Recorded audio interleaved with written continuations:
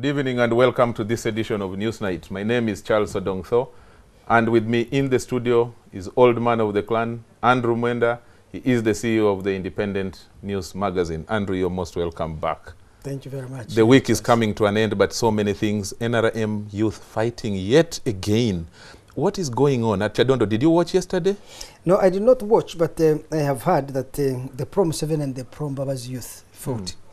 Physically, by the way. Yes, but as many I told people you, would be really shocked by that. I have a cousin who is a professor at the Bremen University in Germany, and he's been, and another young friend, a German young friend called Joshka Phillips, who has been studying the youth movements in Kampala specifically.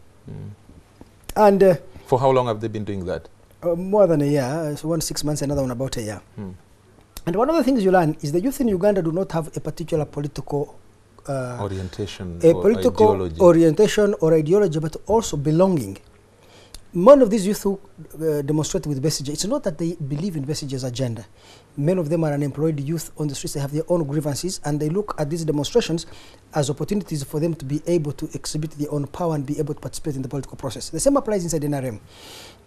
It is not that there is a policy difference between Mbabazi and Museveni. But I don't agree either. But if you ally with Museveni, then you can get money. If you ally with Mbabazi, still you can get money because now you can be bought out of the Mbabazi camp. And this is not a contest of ideas, because if you went to the Kyadondo and asked, what is the major policy difference or ideological difference or preference of any nature? What is the difference? Yesterday they were saying that Museveni no longer has new ideas, that it is Mbabazi that has new ideas. Can you imagine? Well, that their chairman of the party does not have any ideas, but the Secretary General has. That's what came out from there. It is possible that President Museveni doesn't have new ideas, but I have not heard Mbabazi's ideas. Yes. So, since I have not had Mbabazi's ideas, they deal with him. Perhaps they have had his ideas. But what we can say is that the commercialization of politics in Uganda has gone hand in hand with its fragmentation. That the more the NRM and President Yoweri Museveni has come to rely on money and financial incentives to build a political following, the more it has created incentives for different actors to seek to auction their political loyalty. And how do they auction it? By you now claiming that you're supporting Mbabazi and forcing, you have seen in the tapes of Kaihura, that is taking to them and says, if you have needs, we can meet them financially. Then one is given 2 million, another one gets a chicken farm, million, another one gets a 1 piggery. million. Yes. So I would imagine that the youth are doing this largely out of the incentive structure created by the commercialization of politics inside NRM.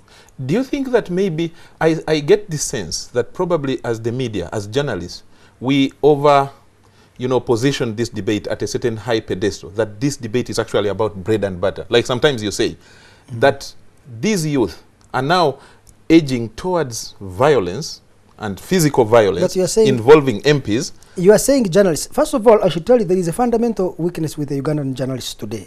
When I joined journalism, you had people like Wafula Gutu, David Ouma, Charles Onyango-Bo, Onapito, Ekomoloid. Yes, they had greater experience and therefore guided us better. The current journalists of Uganda is not really journalists. What you have, they're involved in what you call agitprop. You know, agitprop is agitative propaganda.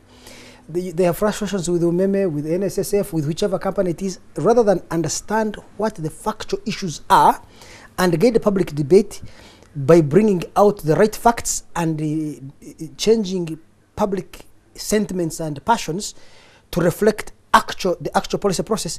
They just jump along with the frustrations. So if I go to the Uganda journalist Facebook, when I read the quarrels and recommendations. I don't see an attempt to inform. Like now, for me, I believe that if we are to query NRM, we must query even those who oppose it. If we are to query Museveni, we must also query Mbabazi. Those who disagree with Museveni, what are their points of disagreement? That he has overstayed in power. Okay. I don't mind the president staying in power for the next 100 years, if that president, by the way, performs. Do you see?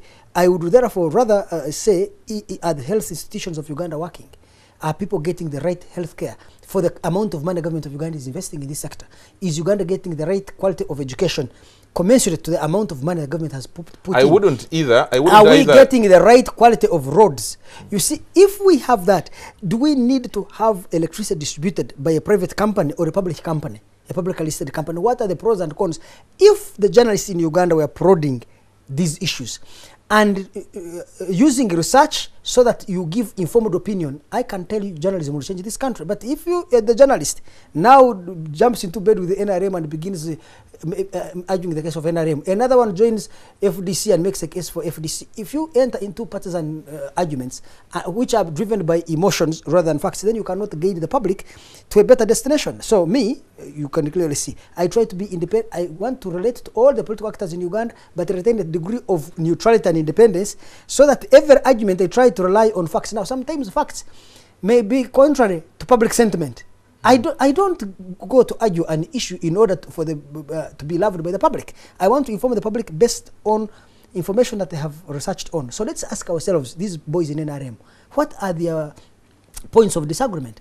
So and how are these points of disagreement, how do they reflect that we can have a qualitative improvement in the quality of governance of Uganda if Mbabazi wins or if Museveni wins? So where do you see this ending? Because for me, I thought yesterday's show was ugly.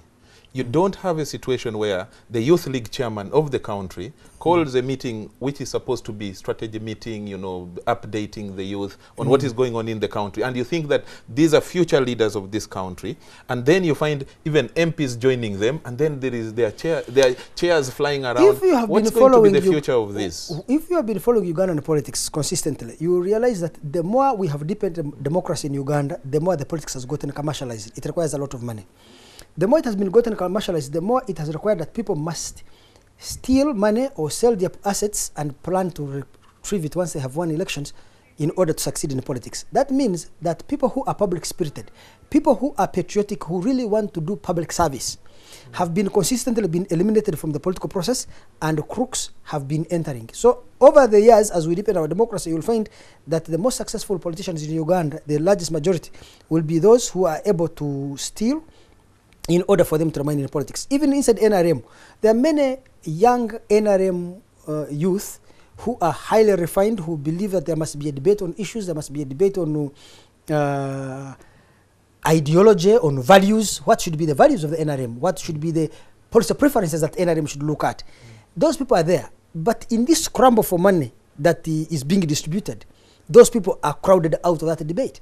Because now, Museveni and Mbabazi have reduced it to say this is a contest of money. Who is willing to pay more? Now, whoever pays more is the one who carries the day. That kind of incentive structure does not necessarily mean that we do not have seriously committed, public-spirited youth. It means that those have been crowded out of the market for political competition, and the crooks looking for short-term payoffs have taken over these political parties. Can I just say, I wish that among those youths yesterday who fought at Chadondo Road, Plot 10, that nobody was a crook. Can we wish that the youths are supposed to be better and, you know, serve the country better? If all wishes were horses, even beggars on the streets will be riding. Yes, that was Andrew Mwenda, and this is the Newsnight.